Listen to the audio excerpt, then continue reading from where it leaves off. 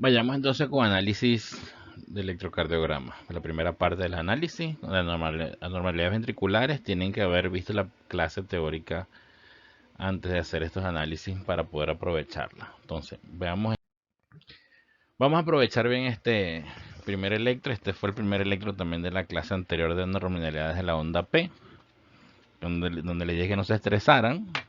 Vean, aquí sí vamos a poder analizar bien qué está pasando con el resto del electro. No solo, ya sabemos aquí, este es un electron Wolf Parkinson White, pues tiene un PR corto, que lo podemos ver aquí en D2, pero vemos que tenemos ondas bastante altas. ¿En dónde? Si esto es B1, B2, B3, B4, B5 y B6, justamente hay ondas muy altas en B5 y B6, y de los bipolares, el lado B5 y B6 es el lado izquierdo, vamos al lado izquierdo de las bipolares, que es D1 y ABL, y vemos también que tenemos R's muy altas en D1 y ABL. Entonces, hay mucha conducción eléctrica al lado izquierdo, y vemos del lado derecho que tenemos S muy profundas en B1 y en B2, que se montan, que es todo lo contrario al lado derecho. Es una conducción totalmente negativa, contraria a esta, donde hay una gran positividad al lado izquierdo. ¿Qué puede estar pasando? Vamos a poner el puntero y a pasar las láminas. Ventrículo izquierdo, hay hipertrofia del ventrículo izquierdo.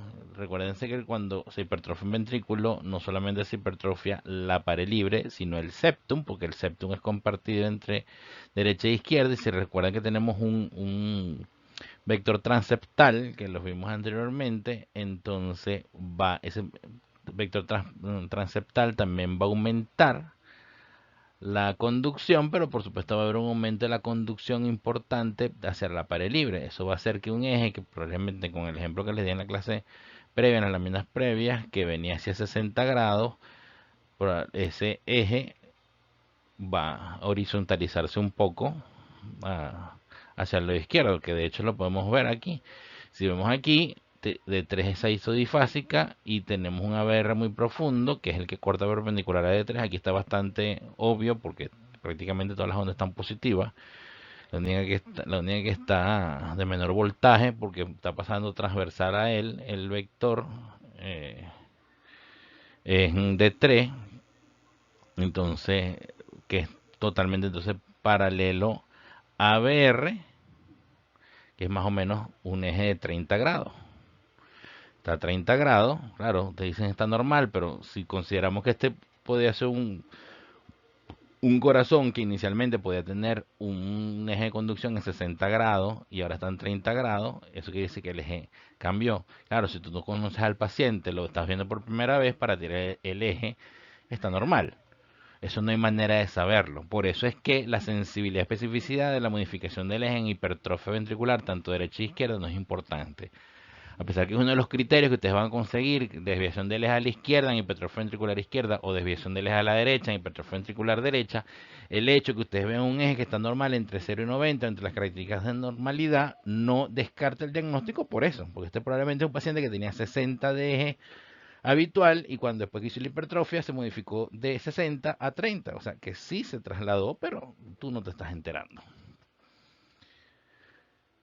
Hay un detalle importante en los crecimientos, que esto va a pasar en todo lo que de alguna manera enlentezca la conducción, porque por supuesto, al tener un músculo más grueso, el vector es de mayor magnitud, pero también es más lento, tanto para la despolarización, pero sobre todo para la repolarización. Entonces, la fase 3 se va a prolongar. Tú puedes tener una fase 0 y una fase 1 y 2 más o menos parecidas. Siempre la fase 1 y 2 también se prolonga un poco, pero sobre todo la fase 3 se abre más y hace una despolarización, que siempre la despolarización es contraria, pero como es mucho más lenta, la inscripción se hace justamente con una inversión y una depresión de la T para estos casos. Esto generalmente es lo que se llaman, aun cuando eso no tiene una condición realmente volumétrica, sino solamente eléctrica, tiene su implicación clínica. Esto es lo que generalmente se llama sobrecarga sistólica.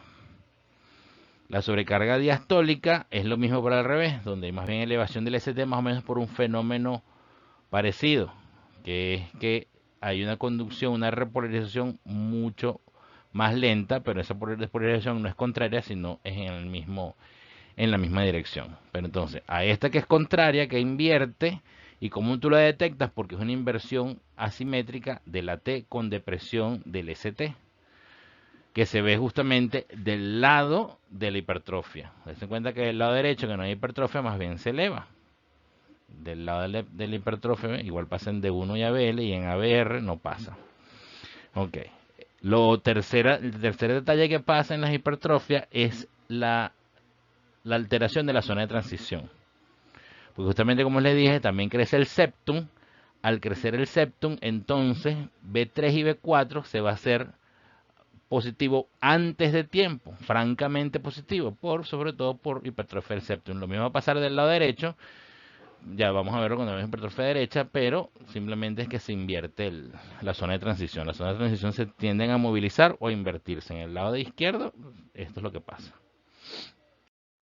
Entonces tenemos aquí un electro con Wolf Parkinson White tipo B, eso ya lo analizamos previamente, con un crecimiento ventricular izquierdo con sobrecarga sistólica. Veamos este, que no tiene tantos rayones. Si ven, justamente, el lado derecho del corazón, B5 y B6 muy alto.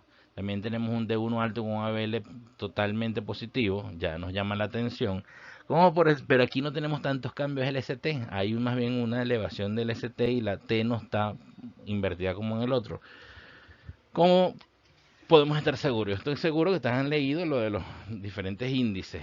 El clásico de Sokolov, que es cuánto el valor en milímetros de la S en B1 más la R en B6, y si la suma es mayor a 35 es una hipertrofia ventricular. Este tiene 67, es importante.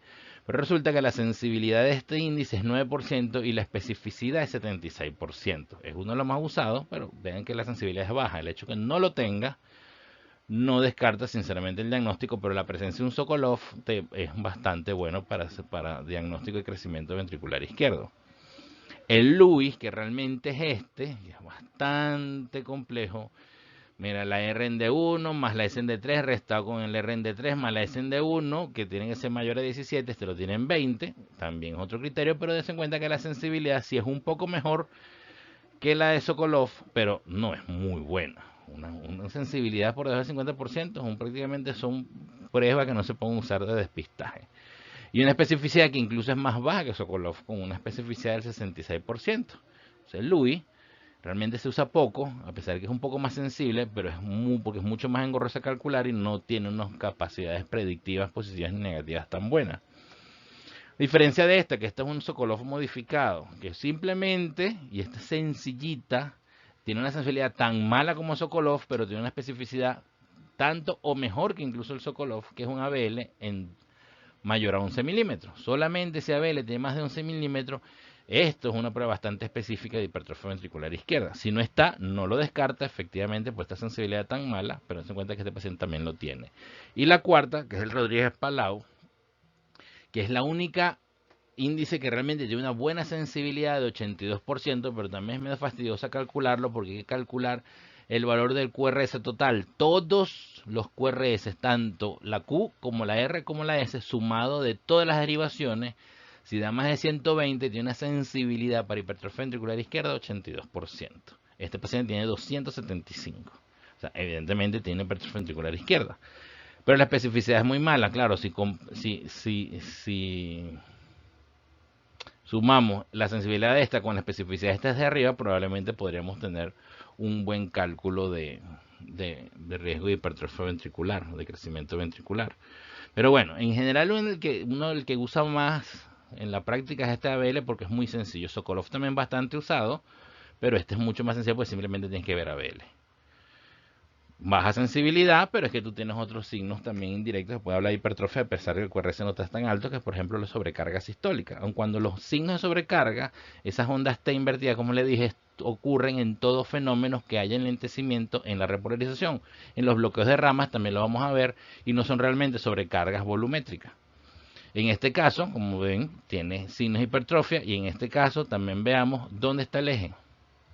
El eje está entre 0 y 90, sobre todo a predominio de cercana de 1, ¿no?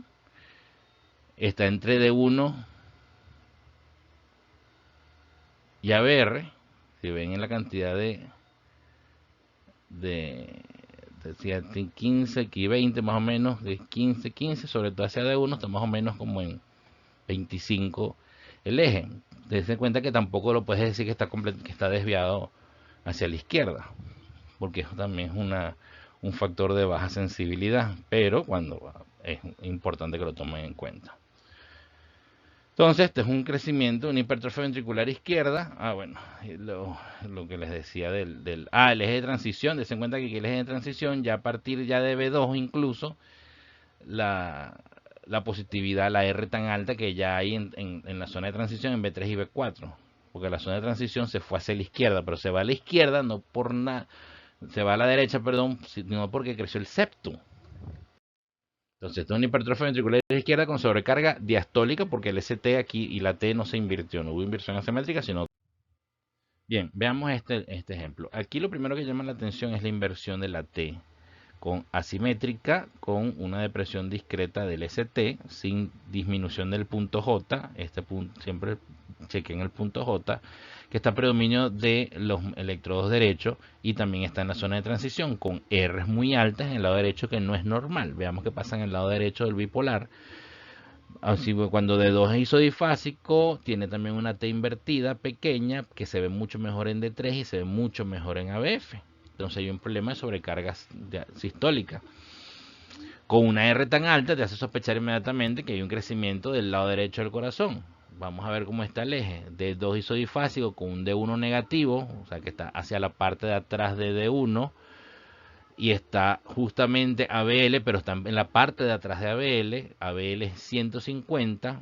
Corroboramos aquí que tenemos un D3 que es más o menos 120, un poco más alto, de más voltaje que ABL. Entonces eso quiere decir que este está entre 120 y 150, como en 140 podría estar. Es un eje desviado a la derecha, en este caso por crecimiento ventricular derecho. Esto podría ser también un bloqueo. Estos datos también se puede ver un bloqueo de rama derecha. Solo vamos a ver unos electros más adelante. Pero a pesar que pareciera que hubiera un empastamiento aquí en la R, es importante que más que la positividad del lado derecho para bloqueo, es la positividad, la completa positividad sin RSR', que es lo que tú ves en bloqueo. Eso lo vamos a ver en unos electros más adelante. Entonces aquí tenemos una hipertrofia ventricular derecha con sobrecarga sistólica, porque la inversión de la T del lado derecho asimétrica, con disminución infradesnivel del ST sin modificación del punto J. Veamos ya que saben de crecimiento ventricular. Vamos otra vez, nos llama la atención, en este caso un ST elevado, punto J elevado, llama la atención. Con la T alta, lo mismo está pasando aquí. Está taquicárdico el paciente, T picuda, pero con R es muy alta. Principalmente, aunque aquí hay una Q profunda también. Aquí hay unas S en la zona de transición. Recuerden que la zona de transición generalmente se va al lado derecho, que aquí no está ocurriendo. Aquí no está ocurriendo, tienes más bien S profundas aquí. Vamos a ver qué pasa al lado bipolar. Aquí pareciera que hubiera un crecimiento ventricular derecho. Es lo que parecería. Sin embargo, aquí en las bipolares vemos todo lo contrario. Vemos del lado izquierdo signos de sobrecarga sistólica. Aquí parece signos de sobrecarga diastólica. No cuadra, pero esta vez el crecimiento es el lado izquierdo. Estas imágenes se pueden ver, por ejemplo, porque existen los crecimientos biventriculares donde tú ves un fenómeno que ocurre del lado derecho y un fenómeno que ocurre del lado izquierdo en las bipolares y en las precordiales. Y eso también te explicaría el por qué la zona de transición no está rotada hacia la derecha, hacia la izquierda, perdón, está totalmente invertida. Pero des en cuenta unos detalles que estoy seguro que no vieron, que es, bueno, esta elevación que no es normal, que eso tú lo verías más bien en eventos isquémicos o en pericarditis. Vean esto, la estandarización. Esto es un electro que está mal estandarizado. De hecho, si pongo el apuntador láser aquí está a 20 milímetros por milivoltio. Eso te hace unas ondas y unas R mucho más altas de lo que debería ser. Estas ondas realmente son a la mitad, por lo tanto este sufradesnivel del ST es a la mitad, es menos, mucho menos de eso, probablemente ese punto J no está falsamente elevado. Y además tenemos una IBR donde las P y las T son positivas. Es decir, este electro no puedes analizarlo, tiene un trastorno, pero esto está totalmente invertido. Claro, no está invertido las precordiales, lo que tenemos es una exageración de la R, pero la R sigue estando positiva en B1 y B2, probablemente esta Q es más pequeña, probablemente lo que es una hipertrofia ventricular derecha con sobrecarga diastólica, pero no lo sabemos porque tenemos un electrodo invertido y una mala estandarización. Sin embargo, eso lo quise traer de ejemplo, uno, para que recuerden de estos dos detalles de revisarlo, y dos, porque los crecimientos biventriculares, si estos electrodos estuvieran bien puestos y se viera más o menos así, ahí esa imagen podría verse en crecimientos de los dos ventrículos, ventrículo derecho y ventrículo izquierdo, que donde tú ves el crecimiento en bipolares del izquierdo y en precordiales ves el crecimiento del lado derecho. Ok, esto es lo último de esta segunda parte de la clase.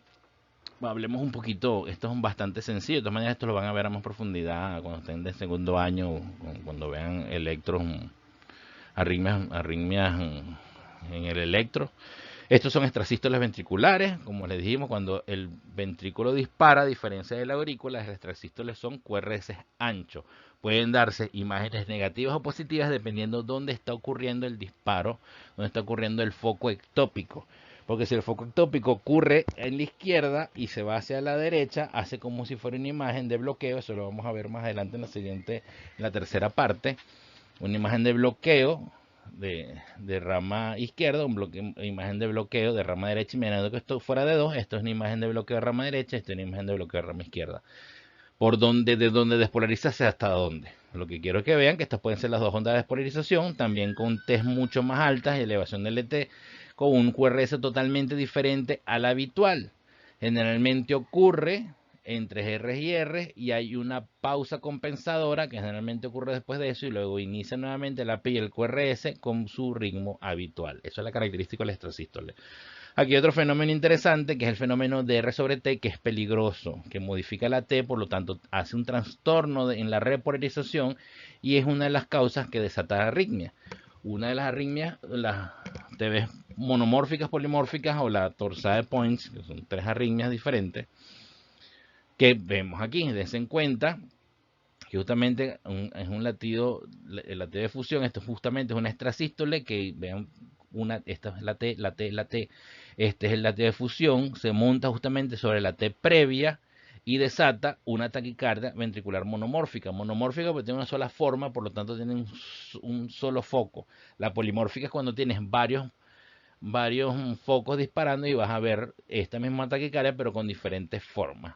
Y la helicoidal, que es más o menos el mismo fenómeno, pero donde tú vas a ver, es una polimorfa modificada porque tú vas a ver una salva positiva y una salva negativa. Es como si estuviera haciendo por eso que se llama helicoidal, porque el cambio del vector hace que pareciera que fuera una hélice, como un ADN, como el reloj de la UCB, con esa torsión.